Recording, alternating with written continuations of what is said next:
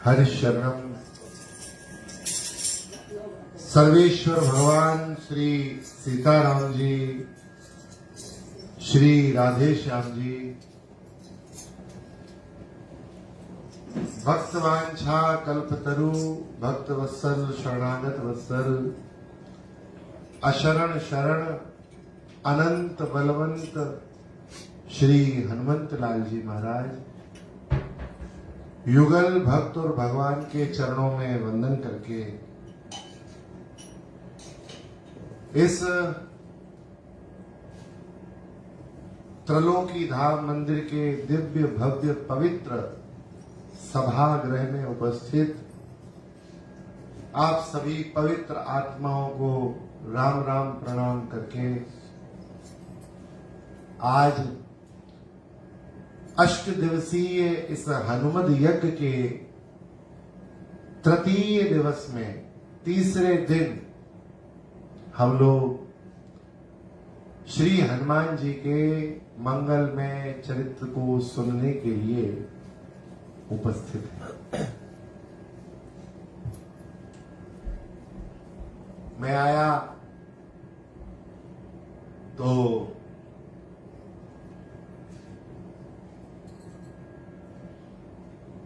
आप श्री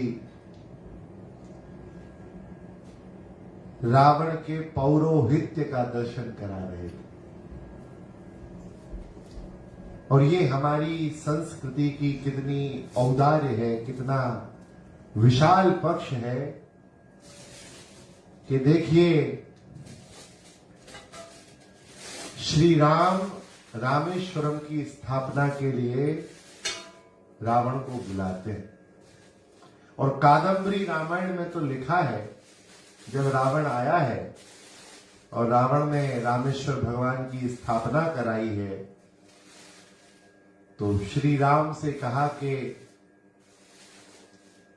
राम ने जब कहा ना कि मुझे रामेश्वर भगवान की स्थापना करनी है, पंडित रावण को बुलाइए। तो कादम्बरी रामायण में वहां वर्णन है रावण अशोक वाटिका गया है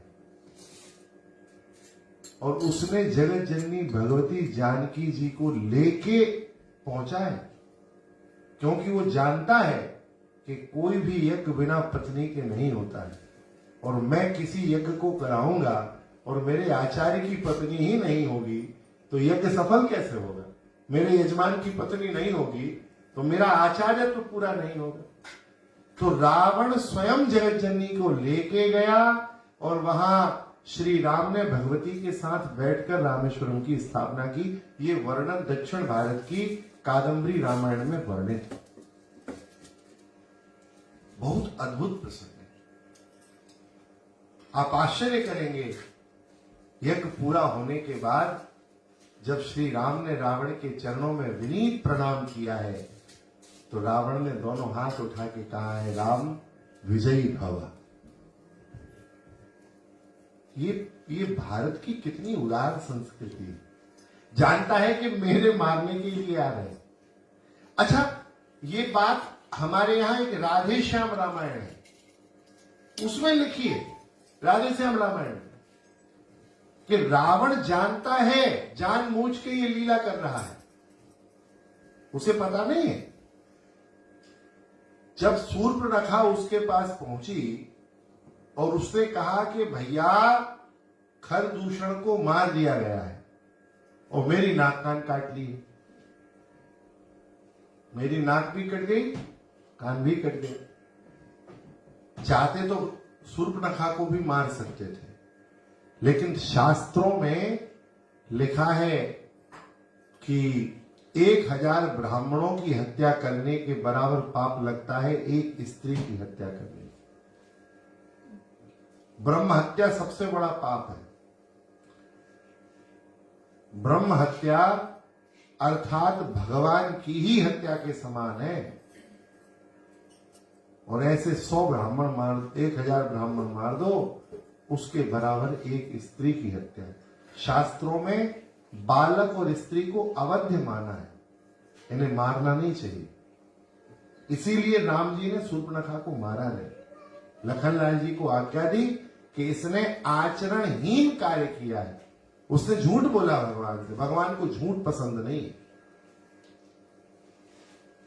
लोग कहते हैं भाई क्या बुरा कर रही थी, भगवान से प्रेम प्रणय प्रसंग, प्रेम प्रणय का प्रतिवेदन ही तो किया था, क्या गलती की उसने? कोई आपसे कहे कि आप बहुत सुंदर हो, हम आपसे विवाह करना चाहते हैं, तो आप उसकी नाक कान काट लोगे? हैं? क्यों बाबूजी? क्या गलती कर दी उसने? तो बचिया है। क्या बोला? अच्छी बात तो कही उसने। उसने कहा तुम सम पुरुष न मोसम नारी, यह संयोग विधि रचा बिचारी। ब्रह्मा जी भी चक्कर में पड़ गए कि मैंने तो संयोग बनाया ही नहीं है, और ये कह रही है कि विधि से विधाता ने बनाया। तुम सम पुरुष, कितनी अच्छी बात कही। ईमानदारी से बताओ, भगवान जैसा पुरुष कहीं मिलेगा? अरे संपूर्ण सृष्टि प्रकृति है, और ये प्रकृति जिनमें विश्राम करती है, जिनका आश्रय पाकर सुख पाती है, वो प्रकृति के अधिष्ठान पुरुष ही तो भगवान है। वेदों में उसे पुरुष कहा, परम पुरुष कहा। हमारे विनय भैया बहुत योग्य हैं, बहुत अच्छा मंत्रों का उच्चारण भी करते हैं। पुरुष सूक्त में भगवान को क्या कहा है? पुरुष ही तो कहा है। सहस्र शीर्षा पुरुष सहस्राक्ष। उन परम पुरुष को उसने यदि ये कहा कि तुम सम पुरुष, तुम्हारे जैसा पुरुष नहीं है, कौन गलत बात कही? सही बात कही।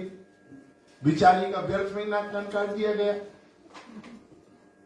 अच्छा, उसने ये भी बढ़िया बात कही थी कि नमोसम नारी, मेरे जैसी दुष्टा कोई नहीं है, आपके जैसा सिद्ध कोई नहीं है, मेरे जैसा पतित कोई नहीं है, आपके जैसा श्रेष्ठ कोई नहीं है, तो मेरे जैसा अधम कोई नहीं है। आप 100% प्योर है, मैं 100% मिलावटी हूं। क्या गलत कहा?